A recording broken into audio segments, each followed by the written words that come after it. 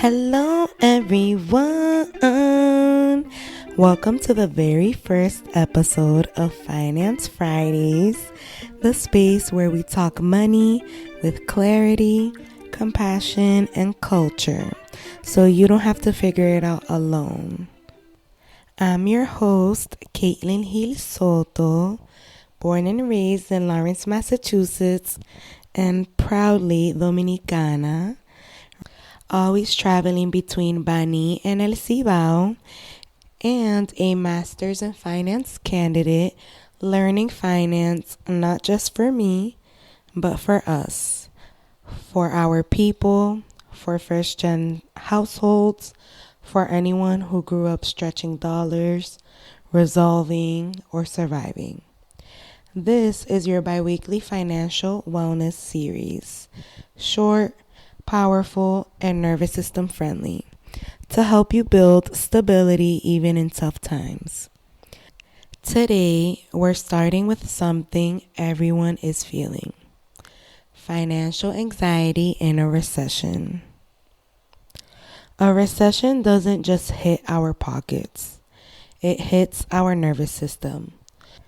When prices rise, when rent jumps, when groceries look insanely expensive, when layoffs are happening everywhere, your body reacts before your brain does, especially if you grew up watching your family hustle, seeing money run out, hearing save just in case, being the translator, the helper, the responsible one, seeing adults stressed out about bills, learning to stretch everything. A recession taps into that old survival programming. That's why even when you're doing better financially, your body still panics as if something is about to fall apart. This is not you being dramatic. This is your body remembering struggle. And when the body remembers struggle, the brain goes into, what if I lose everything? What if something happens? What if I can't keep up? What if I fall? What if I disappoint people? The recession is real, but the intensity of your fear comes from your history, not just the economy. Money stress doesn't just live in the mind, it lives in the body. And during a recession, that stress hits different. Not because you're irresponsible, not because you're bad with money, but because of the pressure you grew up around. Let's be real. If you grew up Dominican, first generation, or in a home where money was tight, you learned early on that emergencies come out of nowhere, opportunities don't wait, you have to be ready for anything, asking for help feels uncomfortable, the adults were stressed, you had to mature quickly, you became the responsible one. So now, when the prices rise, when inflation is wild, when rent jumps, your body reacts fast. Not because you're currently in danger, but because your body remembers what danger used to feel like. You might notice overthinking, irritability, guilt spending on yourself, shutting down, constant pressure to fix everything, feeling like you're behind even when you're not, anxiety at the thought of checking your account. These aren't bad habits. They're old survival instincts. And later this season, I'll show you how to walk through these in depth. But for today, I just want you to understand this. You are not broken.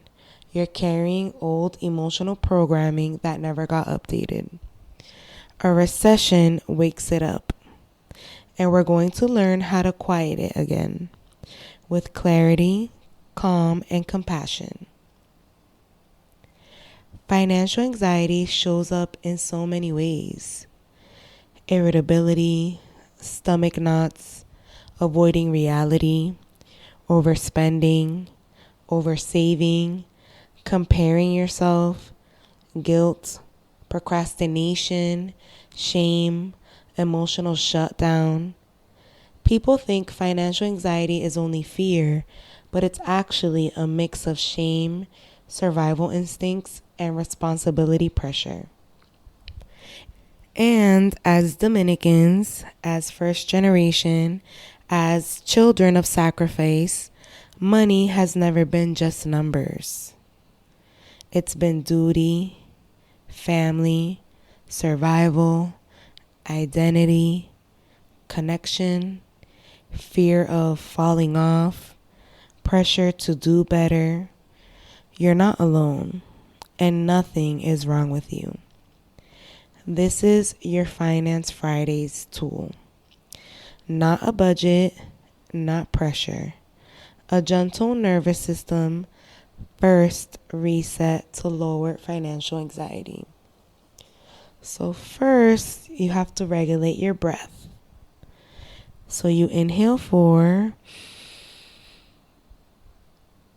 hold for 2, exhale for 6.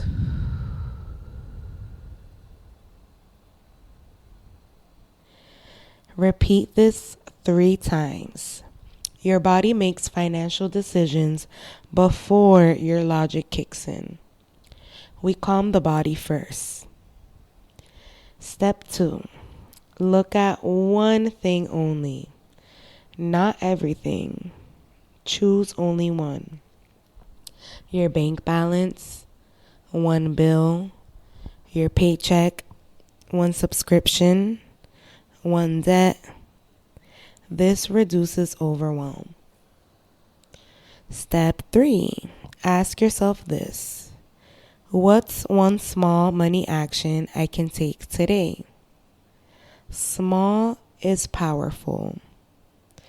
Examples are turn on autopay, transfer $10, cancel one subscription, write out your paycheck, screenshot your bills, move a reminder to your phone.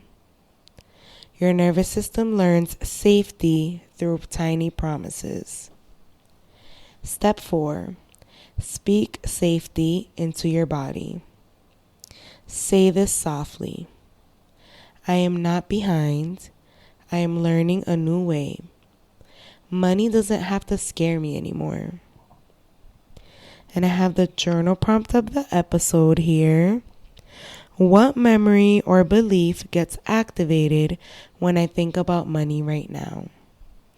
And the affirmation for this question is, even in a recession, I deserve stability, clarity, and peace. Write it, say it, feel it. All right, and now we're going to go into the prayer. So take a deep breath and exhale. Dear God, quiet the fear that rises in me around money. Remind my mind and my body that I am safe, provided for, and not walking this alone. Give me clarity for the next step. Peace in the places that feel tense, and the confidence to trust that provision is already on its way. Amen. This was the very first episode of Finance Fridays, your bi-weekly, nervous system friendly money series inside Unfiltered and Unapologetic. If this episode helped you breathe a little deeper, share it with someone who may need to hear it. Thank you so much for joining me. Thank you for choosing clarity over panic. Thank you for building a softer financial future with me.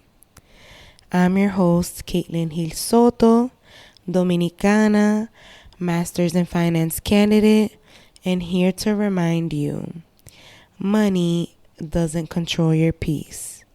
Your nervous system does. I'll see you in the next episode.